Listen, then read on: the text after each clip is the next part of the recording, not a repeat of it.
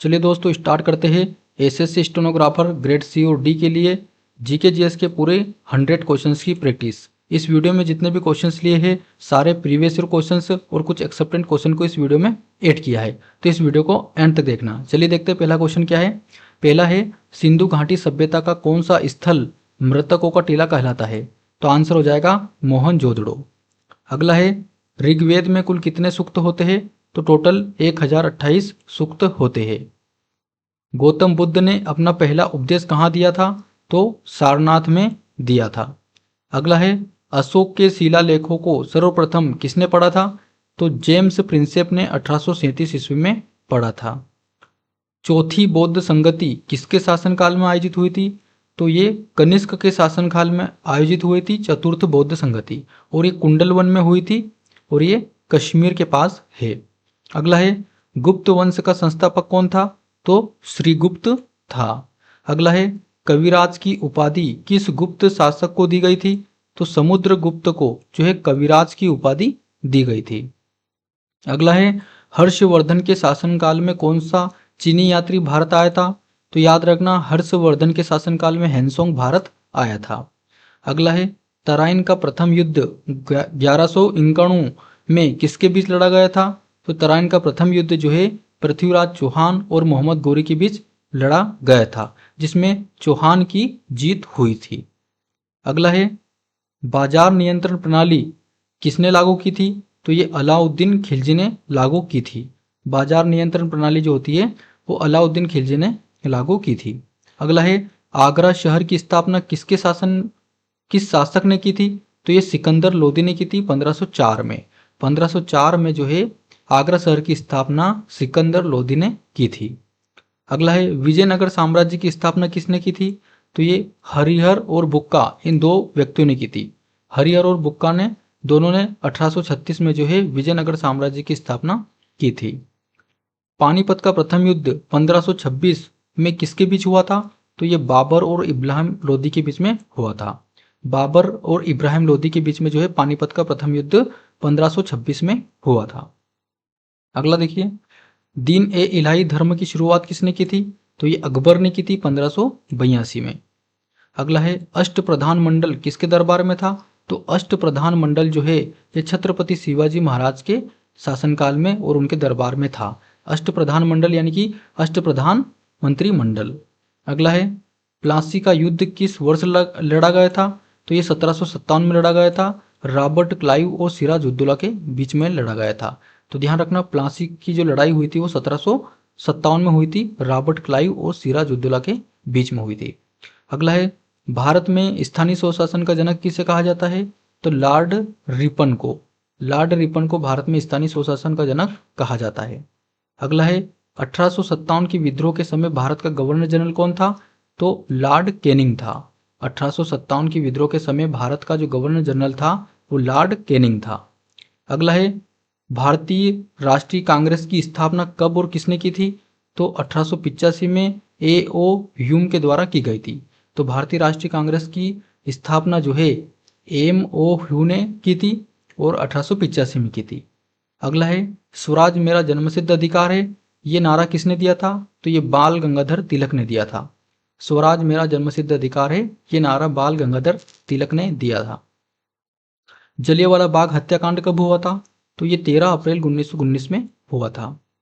अगला है गांधी जी ने असहयोग आंदोलन की इस घटना के बाद वापस ले लिया था। तो जो चोरी चोरा कांड हुआ था 1922 में, उस समय महात्मा गांधी जी ने असहयोग आंदोलन को वापस ले लिया था। अगला है फॉरवर्ड ब्लॉक की स्थापना किसने की थी? तो सुभाष चंद्र बोस ने की थी 1939 में। फॉरवर्ड ब्लॉक की स्थापना सुभाष चंद्र बोस ने 1939 में की थी। अगला है क्रिप्स मिशन भारत कब आया था? तो ये 1942 में आया था। भारत के अंतिम वाइसराय कौन थे? तो लॉर्ड माउंटबेटन। संविधान सभा के स्थायी अध्यक्ष कौन थे? तो डॉक्टर राजेंद्र प्रसाद जो थे संविधान सभा के स्थायी अध्यक्ष थे। भारतीय संविधान का कौन सा भाग मौलिक अधिकारों से संबंधित है? तो भाग 3 जिसमें मौलिक अधिकारों के बारे में बताया गया है, और अनुच्छेद 12 से लगाकर 35 तक इसमें मौलिक अधिकार है। अगला है संविधान की आत्मा किस अनुच्छेद को कहा जाता है? तो संविधान की आत्मा अनुच्छेद 32 को कहा जाता है। इसमें क्या है, संवैधानिक उपचारों का अधिकार है ना, तो कोई भी कहीं पर भी जाकर उपचार करा सकता है, इसलिए संविधान की आत्मा अनुच्छेद 32 को कहा जाता है। अगला है, मौलिक कर्तव्यों को किस देश के संविधान से लिया गया है? तो मौलिक कर्तव्यों को रूस के संविधान से लिया गया है, जिसे पूर्व में सोवियत संघ भी कहते हैं। अगला है, राष्ट्रपति पर महाभियोग किस अनुच्छेद के तहत लगाया जाता है? तो अनुच्छेद 61 के तहत जो है राष्ट्रपति पर भी महाभियोग लगाया जा सकता है। अगला है, भारत के मुख्य चुनाव आयुक्त की नियुक्ति कौन करता है? तो राष्ट्रपति करता है। अगला है, संसद के दोनों सदनों की संयुक्त बैठक की अध्यक्षता कौन करता है? तो संसद के दोनों सदनों की संयुक्त बैठक की अध्यक्षता जो है लोकसभा अध्यक्ष करता है। राज्यसभा का पदेन अध्यक्ष कौन होता है? तो उपराष्ट्रपति होता है। राज्यसभा का पदेन अध्यक्ष जो है उपराष्ट्रपति होता है। अगला है, धन विधेयक केवल किस सदन में पेश किया जाता है? तो केवल लोकसभा में पेश किया जाता है अनुच्छेद 110 के तहत। अनुच्छेद 110 के तहत जो है लोकसभा में धन विधेयक पेश किया जाता है। अगला है, पंचायती राज व्यवस्था को किस संवैधानिक संशोधन द्वारा जोड़ा गया था? तो जब 73वां संविधान संशोधन 1992 में हुआ था, तो उस समय पंचायती राज व्यवस्था को जोड़ा गया था। अगला है, भारत के नियंत्रक एवं महालेखा परीक्षक का कार्यकाल कितना होता है? तो इनका 6 वर्ष का होता है या 65 वर्ष की आयु तक रहता है ना, 65 वर्ष की आयु तक इनका कार्यकाल रहता है। अगला है, भाषाई आधार पर गठित होने वाला भारत का पहला राज्य कौन था? तो आंध्र प्रदेश सबसे पहले भाषा के आधार पर बनने वाला राज्य है। ये 1953 में बनने वाला पहला राज्य था जो भाषा के आधार पर बना था। अगला है, संविधान के किस अनुच्छेद में समान नागरिक संहिता का उल्लेख है? तो अनुच्छेद 44 में समान नागरिक संहिता का उल्लेख बताया गया है। अगला है, अस्पृश्यता का अंत किस अनुच्छेद में है? तो अनुच्छेद 17 में जो है अस्पृश्यता का अंत है, यानी छुआछूत का अंत है। अगला है, नीति आयोग का अध्यक्ष कौन होता है? तो प्रधानमंत्री होता है नीति आयोग का अध्यक्ष। अगला है, भारत की मुख्य भूमिका सबसे दक्षिणतम बिंदु कौन सा है? तो कन्याकुमारी जो है सबसे दक्षिणतम बिंदु है। भारत और चीन के बीच की सीमा रेखा को क्या कहा जाता है? तो भारत और चीन के बीच जो है रेखा है वो मैक-मोहन रेखा है। अगला है, क्षेत्रफल की दृष्टि से भारत का सबसे बड़ा राज्य कौन सा है? तो राजस्थान सबसे बड़ा राज्य है। अगला है, भारत की सबसे लंबी नदी कौन सी है? तो गंगा नदी जो है भारत की सबसे लंबी नदी है और ये 2525 किलोमीटर लंबी है। भाखड़ा नांगल बांध किस नदी पर बना है? तो ये सतलुज नदी पर बना है। लूनर झील भारत के किस राज्य में स्थित है? तो लूनर झील जो है भारत के महाराष्ट्र में स्थित है। इसका निर्माण जो है उल्का पिंड से हुआ है, उल्का पिंड से इसका निर्माण हुआ है। अगला है, काजीरंगा राष्ट्रीय उद्यान किसके लिए प्रसिद्ध है?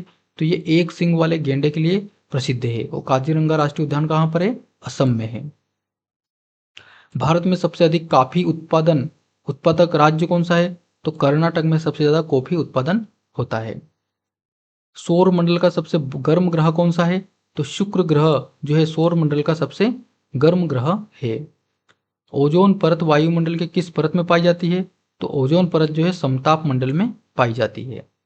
अगला है, किसे सफेद हाथियों की भूमि कहा जाता है? तो थाईलैंड को जो है सफेद हाथियों की भूमि कहा जाता है। अगला है, विश्व की सबसे गहरी झील कौन सी है? तो बेकाल झील जो कि रूस में है, ये विश्व की सबसे गहरी झील है। अगला है, स्वेज नहर किन दो सागरों को जोड़ती है? तो स्वेज नहर जो है भूमध्य सागर और लाल सागर दोनों को जोड़ती है। अगला है, भारत का एकमात्र सक्रिय ज्वालामुखी कहाँ स्थित है? तो भारत का एकमात्र सक्रिय ज्वालामुखी जो है बेरन द्वीप अंडमान और निकोबार में स्थित है। अगला है, रेगुर मिट्टी किस मिट्टी का दूसरा नाम है? तो रेगुर मिट्टी जो है काली मिट्टी का दूसरा नाम है और ये मिट्टी जो है कपास की खेती के लिए सर्वोत्तम है। अगला देखिए, विद्युत धारा का एसआई मात्रक क्या है? तो एम्पियर विद्युत धारा का एसआई मात्रक है। रॉकेट किस सिद्धांत पर कार्य करता है? तो ये संवेग संरक्षण का सिद्धांत होता है उस पर कार्य करता है और न्यूटन का तीसरा नियम इसमें काम करता है। वाहनों के पीछे का दृश्य देखने के लिए किस दर्पण का यूज किया जाता है? तो उत्तल दर्पण का यूज किया जाता है क्योंकि इसका जो प्रतिबिंब है ये छोटा बनता है और वास्तविक बनता है। अगला है, आकाश का रंग नीला क्यों दिखाई देता है? तो ये प्रकाश के प्रकीर्णन के कारण दिखाई देता है। मानव शरीर की सबसे बड़ी ग्रंथि कौन सी है? तो यकृत ग्रंथि जो है मानव शरीर की सबसे बड़ी ग्रंथि है। रक्त का थक्का जमाने में कौन सा विटामिन सहायक है? तो विटामिन के की वजह से ही रक्त का थक्का जमता है। इंसुलिन की कमी से कौन सा रोग होता है? तो मधुमेह होता है, यानी कि डायबिटीज होती है। आरबीसी का जीवन काल कितना होता है? तो 120 दिन का होता है। लोफिंग गैस का रासायनिक नाम क्या है?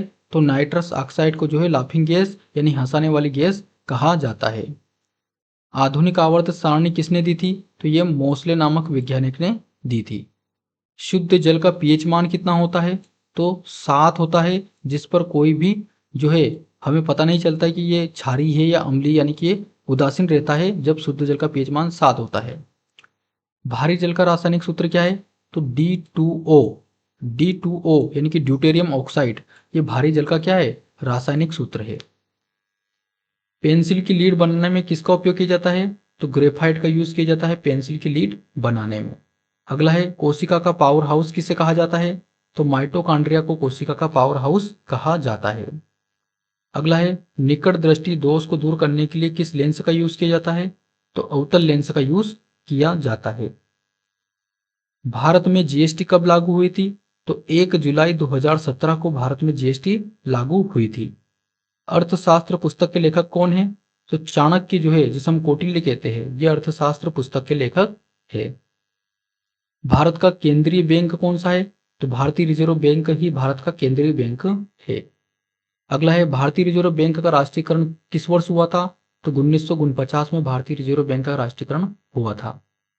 अगला है प्रथम पंचवर्षीय योजना 1951 से 56 किस मॉडल पर आधारित थी? तो ये हेराड डोमर मॉडल पर आधारित थी। अगला है कूदती या भागती हुई मुद्रास्फीति को और क्या कहा जाता है? तो इसको गैलोपिंग इन्फ्लेशन कहा जाता है। जो कूदती या भागती हुई मुद्रास्फीति होता है उसको गैलोपिंग इन्फ्लेशन कहा जाता है। मिश्रित अर्थव्यवस्था का अर्थ क्या है? तो यानी कि सार्वजनिक और निजी क्षेत्र का सह अस्तित्व, ये मिश्रित अर्थव्यवस्था का अर्थ है। छिपी हुई बेरोजगारी मुख्य रूप से किस क्षेत्र में पाई जाती है? तो ये कृषि के क्षेत्र में छिपी हुई बेरोजगारी पाई जाती है। लोरेंज वक्र क्या मापता है? तो ये आय की असमानता को मापता है। लोरेंज वक्र जो होता है ये आय की असमानता को मापता है। अगला है भारत में राष्ट्रीय आय का आकलन सबसे पहले किसने किया था? तो दादा भाई नौरोजी ने किया था और ये 1867 से 68 के बीच में किया था। कथकली किस राज्य का प्रसिद्ध शास्त्रीय नृत्य है? तो कथकली केरल राज्य का प्रसिद्ध शास्त्रीय नृत्य है। यक्षगान किस राज्य का लोक नृत्य है? तो यक्षगान जो है कर्नाटक राज्य का एक राज्य का लोक नृत्य है। इंपॉर्टेंट क्वेश्चन है, इसको याद रखना। यूनेस्को का मुख्यालय कहां पर स्थित है? तो पेरिस, फ्रांस के पेरिस में स्थित है यूनेस्को का मुख्यालय। अंतर्राष्ट्रीय न्यायालय कहाँ स्थित है? तो द हेग में है, जो कि नीदरलैंड में है। द हेग नीदरलैंड में है अंतर्राष्ट्रीय न्यायालय। बिहू किस राज्य का प्रमुख त्योहार है? तो बिहू असम राज्य का प्रमुख त्योहार है।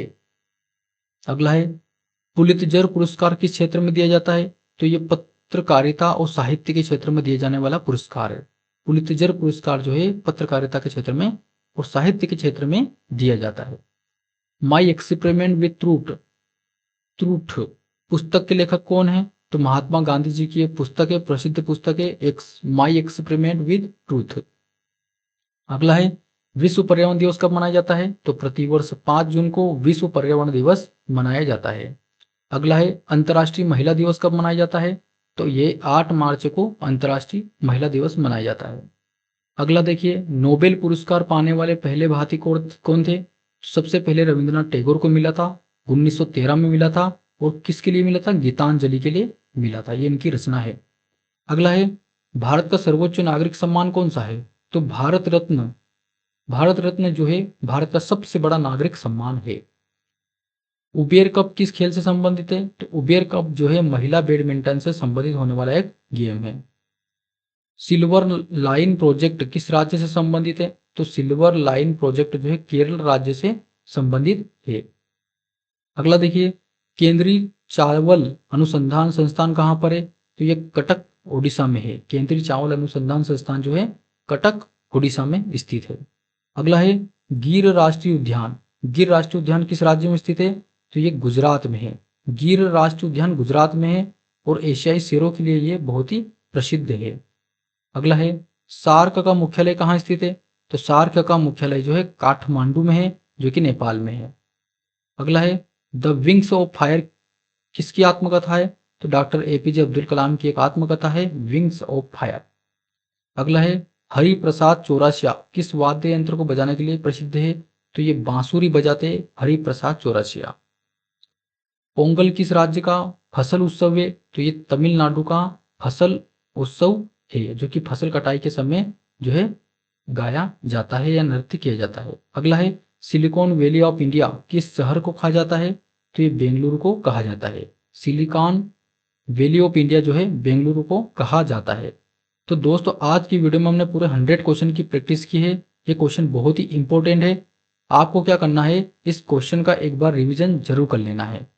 अब रिवीजन कैसे करोगे? यदि आपने नोट्स बनाया तो ठीक, नहीं तो आप हमारे वीडियो के डिस्क्रिप्शन में जाइए, वहाँ पर टेलीग्राम चैनल पे क्लिक कीजिए तो आप हमारे टेलीग्राम ग्रुप में चले जाएंगे। वहाँ से आप पीडीएफ को आसानी से डाउनलोड कर सकते हैं, क्योंकि वीडियो खत्म होने के बाद 8 बजे के बाद हम पीडीएफ जो है टेलीग्राम चैनल पर अपलोड कर देते हैं।